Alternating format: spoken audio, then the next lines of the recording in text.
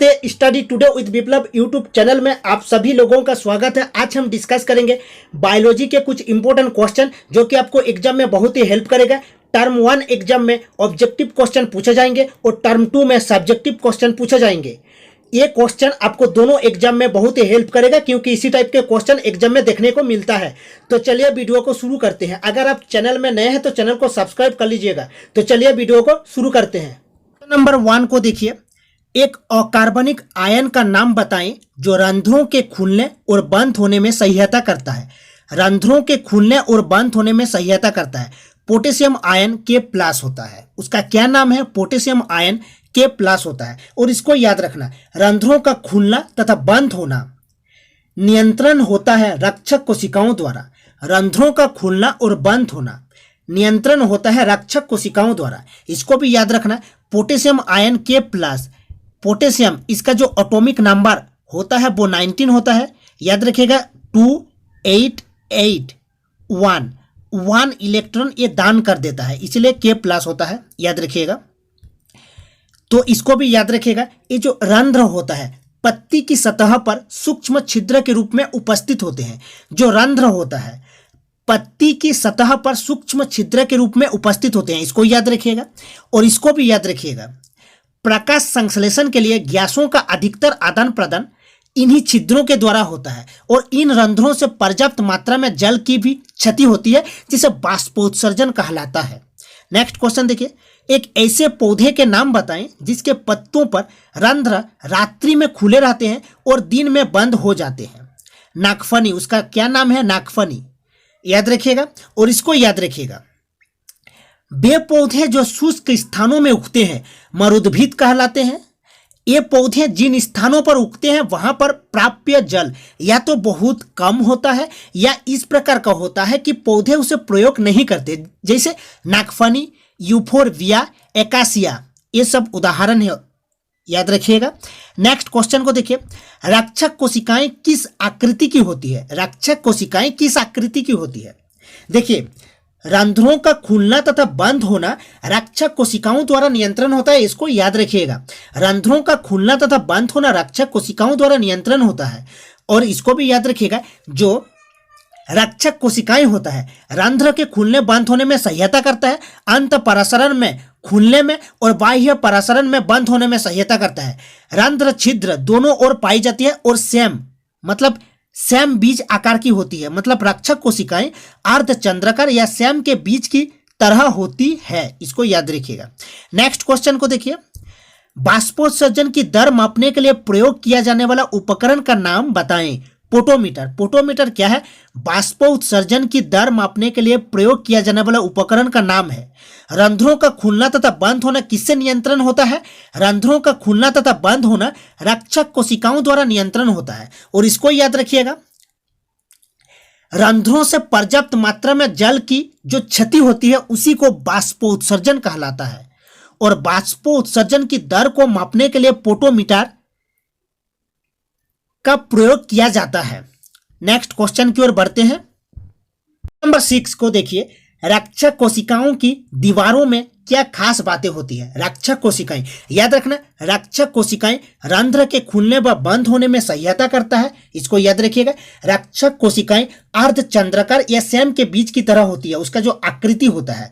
और रंध्रों का खुलना तथा बंद होना रक्षक कोशिकाओं द्वारा नियंत्रण होता है। ठीक है। रक्षक कोशिकाओं की दीवारों में क्या खास बातें होती है? रक्षक कोशिकाओं की दीवारें जो होती है, अंदर वाली दीवारें पतली तथा बाहर दीवारें मोटी होती है। अंदर वाली दीवारें पतली होती है और बाहर दीवारें मोटी होती है, इसको याद रखिएगा। मरुद्भिदी पौधों में कैसा रंध्र होता है? मरुद्भिदी पौधों में कैसा रंध्र होता है? भीतर की ओर से धंसे हुए रंध्र पाए जाते हैं। याद रखिएगा, भीतर की ओर से धंसे हुए रंध्र पाए जाते हैं। और इसको याद रखिएगा, जो मरुद्भिदी पौधे होते हैं वे पौधे जो शुष्क स्थानों में उगते हैं मरुद्भिद कहलाते हैं। ये पौधे, ये जो मरुद्भिद पौधे होते हैं, मरुद्भिद जो पौधे होते हैं, याद रखिएगा, शुष्क स्थानों पर उगते हैं और जिन स्थानों पर उगते हैं वहां पर प्राप्य जल ये तो बहुत कम होता है या इस प्रकार का होता है कि पौधे उसे प्रयोग नहीं करते, जैसे नागफनी, यूफोरबिया, एकासिया, ये उदाहरण है।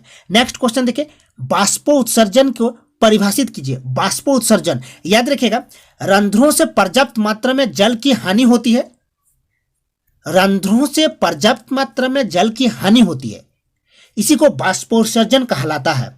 पौधे के पृष्ठीय भाग से जल की हानि बाष्पोत्सर्जन कहलाती है। मतलब रंध्र कहाँ पाए जाते हैं? पत्ती की सतह पर पाया जाता है, जो कि सूक्ष्म छिद्र के रूप में होता है। और प्रकाश संश्लेषण के लिए गैसों का आदान प्रदान इन्हीं छिद्रों के द्वारा होता है। और इन रंध्रों से, इन छिद्रों से पर्याप्त मात्रा में जल की क्षति होती है। और दिन के टाइम में, दिन के समय ज्यादा होता है, क्योंकि उसमें प्रकाश संश्लेषण ज्यादा होता है, याद रखिएगा। तो बाष्पोत्सर्जन, पौधे के पृष्ठीय भाग से जल की हानि बाष्पोत्सर्जन कहलाती है। और बाष्पोत्सर्जन की दर को मापा जाता है पोटोमीटर के द्वारा। पोटोमीटर एक उपकरण है, याद रखिएगा। नेक्स्ट क्वेश्चन, दिन और रात के समय बाष्पोत्सर्जन की दर में क्या अंतर होता है?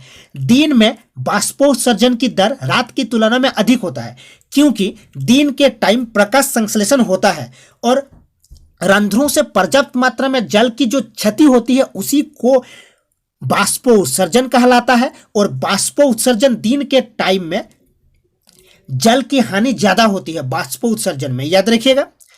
तो नेक्स्ट क्वेश्चन देखिए, क्वेश्चन नंबर 10, रंध्र जिन कोशिकाओं से घिरा होता है उन्हें क्या कहते हैं? द्वार कोशिका। रंध्र जिन कोशिकाओं से घिरा होता है उन्हें क्या कहते हैं? द्वार कोशिका। नेक्स्ट क्वेश्चन नंबर 11 को देखिए, क्या प्रकाश संश्लेषण क्रिया रात में होता है? याद रखिएगा, प्रकाश संश्लेषण के लिए सूर्य का प्रकाश चाहिए। प्रकाश संश्लेषण के लिए सूर्य का प्रकाश चाहिए, तो प्रकाश संश्लेषण रात में नहीं होता, दिन के टाइम में होता है। तो इसका सही आंसर हो जाएगा नहीं, क्योंकि रात में सूर्य का प्रकाश नहीं होता। और इसको याद रखिएगा, प्रकाश संश्लेषण पत्तियों में होता है। क्लोरोफिल द्वारा प्रकाश ऊर्जा का अवशोषण होता है। क्लोरोफिल द्वारा प्रकाश ऊर्जा का अवशोषण होता है। प्रकाश ऊर्जा का रासायनिक ऊर्जा में रूपांतरण होता है। और जल अणुओं का ऑक्सीजन तथा हाइड्रोजन में अपघटन होता है। और कार्बन डाइऑक्साइड का कार्बोहाइड्रेट में अपचयन होता है, याद रखिएगा। नेक्स्ट क्वेश्चन नंबर 12 को देखिए, पत्ती को काले कागज से क्यों ढका जाता है? क्योंकि पत्ती के उस ढके भाग पर प्रकाश नहीं पड़े। तो पत्ती को काले कागज से क्यों ढका जाता है? क्योंकि पत्ती के उस ढके भाग पर प्रकाश नहीं पड़े। और प्रकाश संश्लेषण दिन के समय में होता है, याद रखिएगा।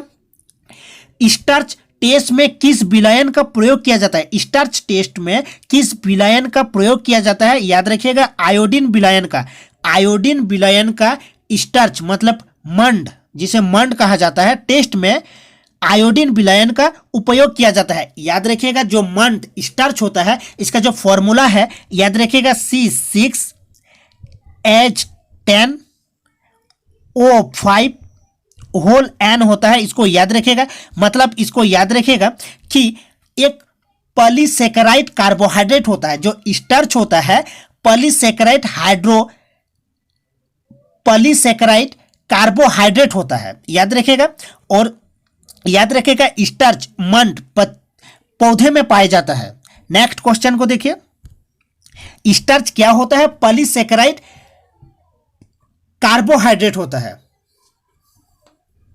नेक्स्ट क्वेश्चन को देखिए, प्रयोग के लिए पौधे को 2-3 घंटे तक अंधेरे में क्यों रखते हैं? याद रखिएगा, पौधे की पत्तियों में जो स्टार्च पहले से विद्यमान है वह खर्च हो जाए।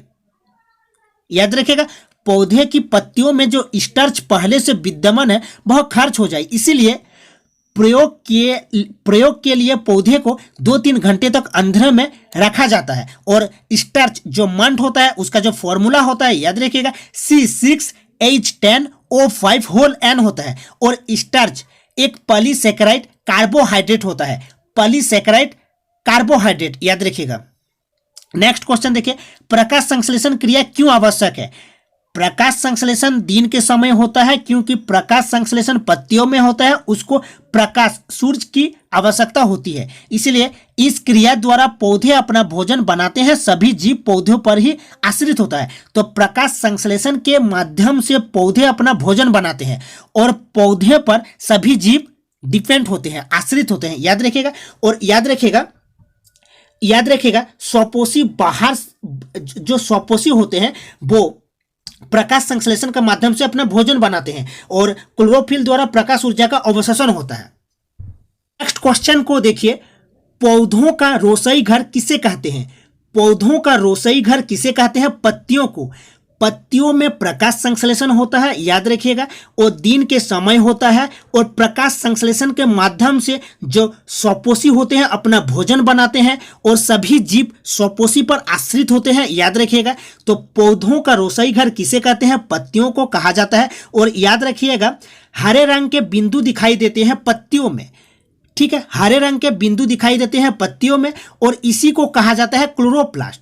और क्लोरोप्लास्ट में क्लोरोफिल पाया जाता है, याद रखिएगा, ठीक है। नेक्स्ट क्वेश्चन को देखिए, पौधों में प्रकाश संश्लेषण की क्रिया मुख्य रूप से कहां होती है? पौधों में प्रकाश संश्लेषण की क्रिया मुख्य रूप से कहां होती है? याद रखिएगा, प्रकाश संश्लेषण की क्रिया मुख्य रूप से पत्तियों में होता है। प्रकाश संश्लेषण की क्रिया मुख्य रूप से पत्तियों में होता है, इसलिए पत्तियों को पौधों का रोसई घर कहा जाता है। और पत्तियों में हरे रंग के बिंदु दिखाई देते हैं जिसे क्लोरोप्लास्ट कहा जाता है और क्लोरोप्लास्ट में क्लोरोफिल पाया जाता है, ठीक है। नेक्स्ट क्वेश्चन देखिए, प्रकाश संश्लेषण के लिए आवश्यक बातें क्या है? CO2 कार्बन डाइऑक्साइड, H2O जल, प्रकाश ऊर्जा और क्लोरोफिल की उपस्थिति, याद रखिएगा। तो देखिए, प्रकाश संश्लेषण जो CO2 होता है, मतलब कार्बन डाइऑक्साइड का कार्बोहाइड्रेट में अपचयन होता है, मतलब 6CO2 होता है और एक कार्बोहाइड्रेट में बदल जाता है, अपचयन हो जाता है। कार्बन डाइऑक्साइड का कार्बोहाइड्रेट में अपचयन होता है प्रकाश संश्लेषण में।